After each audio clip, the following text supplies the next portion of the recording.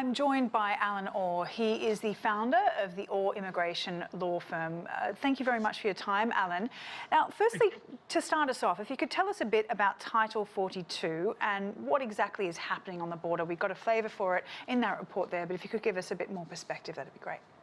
Right. So Title 42, first of all, really isn't an immigration policy. It's a 1946 rule that was a Stephen Miller special, which was enacted for cruelty, not really for border control. And so during the Trump administration, they used it to exclude everybody. Then starting with the Biden administration, they were allowing, there are certain exemptions, whether you're Ukrainian, if your home country won't accept you, Russian, Cuban, some Venezuelans were allowed to pass through the southern border. So the primary issue is Title 42 is a healthcare code, not an immigration border policy.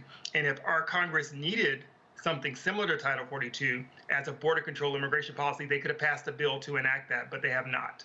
So the history of Title 42 is one really of a deserting past to really harm people, to deter people from coming to our southern border. And it didn't work, just like all other deterrent policies.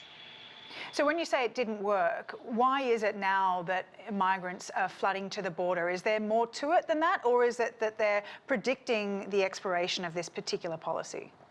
So first, there have been migrants at the border for a long time, and there are some people who are coming, and they come in waves pursuant to all types of issues with the environment or country conditions. But the border has been closed for almost 2 years. They haven't been processing any of these individuals who show up to come to the United States. So once again, just like anything with COVID, when it was closed for such a long time, there's going to be a large increase of people coming to the border. The fallacy in life is that immigrants outside the United States that are suffering and fleeing for their lives are following our policies day by day and saying, you know what, I'm not coming because of Title 42. I'm not coming because of Remain in Mexico. Or I'm not coming because they're locking up immigrants. I'm not coming because they're separating families. That has never been a way to deter immigrants from coming to the southern border, because in their situation, it's life or death, and they continue to come. What happened during Title 42 at the southern border was they were expelling a lot of people, and then a lot of people would come back. So the numbers look high, but if you look at the number of times each individual tried to cross into the United States, it'll be 3, 4, 5 times. And that really rushed the numbers to make it seem like a problem. The issue is that people should not be seen as problems, but as part of what helped them to build this nation. And what we should do is what we do at every other port of entry and with every other immigrant, is we should process their visa applications and give them due process. So can you give us a sense of what it's like for these immigrants who are so desperately trying to get to the country? What kind of things are they fleeing, and what kind of chaos do they meet at the border when they're trying to get across? And who is it that the US tends to allow, asylum? Right. So generally children at this point. And so the asylum issue is very different. So my due process argument is to let them apply for asylum. Winning an asylum case is a very different phenomenon depending on what state you end up in. And almost across the country, more than 60% of the asylum cases are denied currently. So those individuals are returned, but they still have the right to sort of process those cases.